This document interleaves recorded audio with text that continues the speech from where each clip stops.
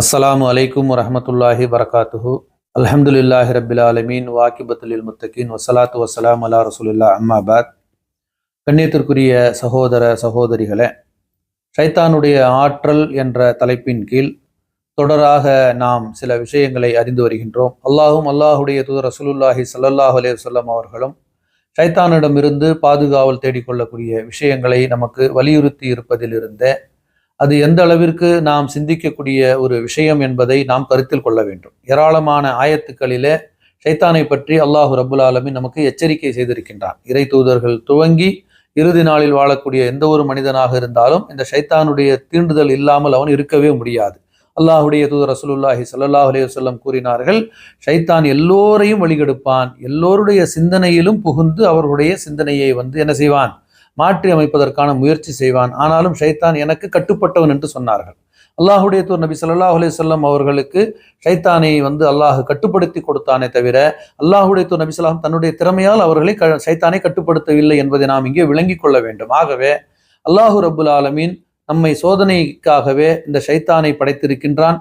நம்முடைய சிந்தனைகளையும் அவன் சிதற செய்யக்கூடியவனாக இருக்கிறான் என்று சொன்னால் இதற்கு மேல் ஒரு பெரிய ஆற்றல் என்று நாம் சொல்லுவதற்கு எதுவுமே இல்லை. அப்படிப்பட்ட அந்த ஷைத்தான் மனித குலத்தின் விரோதியாக இருக்கின்றான். அந்த விரோதியை நீங்கள் இனம் காண வேண்டும் என்பதற்காகவே அல்லாஹு ரப்புல் ஆலமீன் தனது திருமறையிலே திரும்ப திரும்ப ஷைத்தானை பற்றி நமக்கு ஞாபகப்படுத்துகின்றான். அல்லாஹுடைய தூதர் ரசூலுல்லாஹி ஸல்லல்லாஹு அலைஹி வஸல்லம் அவர்கள் ஷைத்தானுடைய செயல்கள் என்று சொல்லியும் ஷைத்தானுடைய வழிமுறைகள் என்று சொல்லியும் பல விஷயங்களை நமக்கு கோடிட்டு காட்டியதை நாம் இந்த தொடர்ல பல இடங்கள்ல பல விஷயங்களை பார்த்தோம். இப்படிப்பட்ட இந்த மனித குலத்தின் விரோதியாக இருக்கக்கூடிய அந்த ஷைத்தானை எதிர்த்து போராடக்கூடிய அந்த ஆற்றலை அல்லாஹ்வை தவிர வேறு யாரும் நமக்கு தர முடியாது.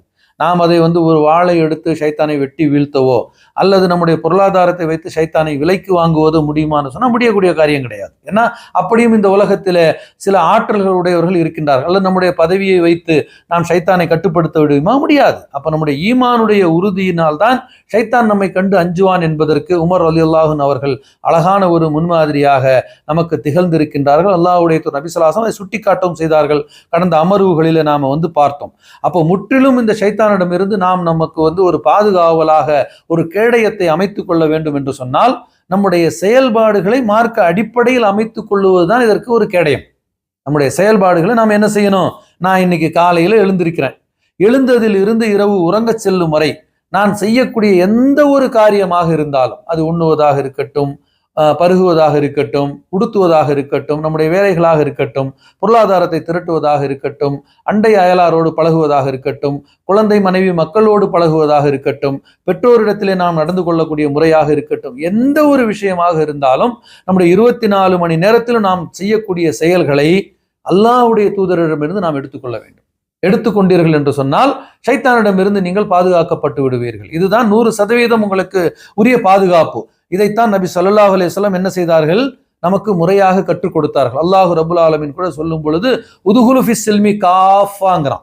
இஸ்லாத்தில் முழுமையாக நுழைந்து விடுங்கள். வலா தத்தபிஉ குதுவாத்தி ஷைத்தான். இஸ்லாத்தில் முழுமையாக நுழைந்து விடுங்கள், ஷைத்தானுடைய அடிச்சுவடை பின்பற்றாதீர்கள். அப்ப இஸ்லாத்தில் முழுமையாக நுழைந்தவர்களிடத்திலே ஷைத்தானுடைய அடிச்சுவடு இருக்காது. யார் இஸ்லாத்தில் முழுமையாக நுழையவில்லையோ அவர்கள் வணக்க வழிபாடுகளை மட்டும் நான் இஸ்லாத்தின் அடிப்படையில் அமைத்துக் கொள்வேன், ஏனைய விஷயங்களுக்கும் இஸ்லாத்துக்கு சம்பந்தம் கிடையாது, வியாபாரம் என்னுடைய சௌரியம், தொழில் என்னுடைய இஷ்டம், மற்றபடி என்னுடைய பொழுதுபோக்கு என்னுடைய மனசாட்சிக்கேற்ப நான் அமைத்துக் கொள்வேன், தொழுகையை மட்டும் நான் என்ன செய்வேன், அப்படியே நான் நபி ஸல்லல்லாஹு சொன்ன மாதிரி செஞ்சுக்குவேன்னு நினைச்சா அது முற்றிலும் தவறான ஒரு வழிகேட்டில் நம்மை கொண்டு போய் விட்டுவிடும். இதனால் தான் அல்லாஹ் ரப்புல் ஆலமீன் சொல்லி காட்டுகின்றான், உதுகுலு ஃபிஸ் ஸில்மி காஃபா, இஸ்லாத்தில் முழுமையாக நுழைஞ்சிருப்பா.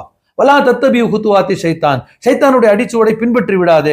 அப்ப ஷைத்தானுடைய அடிச்சுவட்டை நீங்க எப்போ பின்பற்றக்கூடிய நிலை ஏற்படும் என்று சொன்னால் இஸ்லாத்தில் முழுமையாக நுழையாத பொழுதுதான். அப்ப முழுமையாக நுழைதல்னா என்ன? நாங்க முஸ்லீம்கள தானே இருக்கிறோம், இஸ்லாத்தின் அடிப்படையில் தானே கல்யாணம் பண்றோம், இஸ்லாத்தின் அடிப்படையில் தானே எல்லா செயலையும் செய்யறோம், அப்ப நாம முஸ்லீம் தானே நம்ம நினைக்கலாம். அப்படி அல்ல. இஸ்லாத்தில் முழுமையாக நுழைந்து விடுதல் என்பது அல்லாஹ்வுடைய தூதர் ரசூலுல்லாஹி ஸல்லல்லாஹு அலைஹி வஸல்லம் நீங்கள் அல்லாஹ்விற்கு வெட்கப்படுங்கள்ங்கிறாங்க. அல்லாஹ்வுக்கு வெட்கப்படுதல் என்று சொன்னால் என்னவென்று சஹாபாக்கள் கேட்ட பொழுது, நீ உண்ணக்கூடிய உணவு இருக்கிறது அல்லவா, இதை நீ கவனிக்க வேண்டும்ங்கிறாங்க. நாம உண்ணுவது ஹலாலா ஹராமா, இந்த சிந்தனை நமக்கு இருக்க வேண்டும். நம்முடைய உணவிலே ஒரு கவளத்தில் ஒரு பருக்கை கூட ஹராமாக இருந்து விடக்கூடாது. நாம் பருகக்கூடிய பானத்தில் ஒரு துளி கூட ஹராமாக இருந்து விடக்கூடாது என்ற எண்ணத்தில் நாம வாழ்வது. நம்முடைய சிந்தனையை முழுக்க முழுக்க அல்லாஹுவை அஞ்சி அமைத்துக் கொள்வதுதான் இஸ்லாத்தில் முழுமையாக நுழைந்து கொள்வதாக ஆக முடியும். அல்லாஹுடைய தூதர் ரசூலுல்லாஹி ஸல்லல்லாஹு அலைஹி வஸல்லம் ஆதமுடைய மகன் குர்ஆனை படித்து சஜிதா செய்தால் ஷைத்தான் ஓடி விடுகிறான் என்று சொல்லுகின்றார்கள். அப்ப அந்த ஓடக்கூடிய ஷைத்தான் அப்படியே ஓடிடுறானான்னு கேட்டா அவன் ஓட மாட்டான், மறுபடி திரும்ப வருவான். எங்க சொல்றாங்க? பாங்கு சொல்லுவதை கேட்டால் ஓடக்கூடிய ஷைத்தான் பாங்கு சொல்லி முடித்தவுடன் திரும்ப வந்து விடுகின்றான். இக்காமத்துக்கும் பாங்குக்கும் இடையே உங்களுடைய சிந்தனையில் வந்து இக்காமத்துக்கு இன்னும் 20 நிமிடம் இருக்கின்றது என்று நீங்கள் ஒது செய்யாமல், நீங்கள் சுன்னத் தொழாமல் உங்களை தாமதப்படுத்தி இறுதியில 2வது 3வது ரக்காத்துல போய் சேரக்கூடிய மக்களை நாம வந்து பார்க்கிறோம். இதற்கு என்ன காரணம்? பாங்கு எதுக்கு சொல்லப்பட்டுச்சு? பாங்கு சொல்லப்பட்டது ஒரு தொழுகைக்குரிய நேரத்தை உங்களுக்கு எச்சரித்திருக்கின்றது. பாங்கு சொன்ன உடனே போய் நீங்கள் ஒது செஞ்சா கடமையான தொழுகை உங்களுக்கு மிஸ் ஆகுமானா கண்டிப்பாக ஆகாது. ஆகவே எனது அருமை சகோதரர்களே, இஸ்லாத்தில் முழுமையாக நுழைந்து விடுவது மட்டுமே ஷைத்தானுடைய அடிச்சுவடுகளை பின்பற்றுவதில் இருந்து நம்மை பாதுகாத்துக் கொள்ளக்கூடிய வழிமுறை. அவ்வாறு பாதுகாத்துக் கொள்வதற்காக நபி ஸல்லல்லாஹு அலைஹி வஸல்லம் இட்ட அடிப்படைகள் இருக்கின்றதே, அதை தொடராக நாம் வந்து பார்ப்போம்.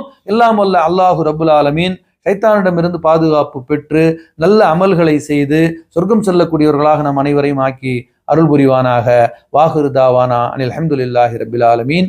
வஸ்ஸலாமு அலைக்கும் வரஹ்மத்துல்லாஹி வபரகாத்துஹு.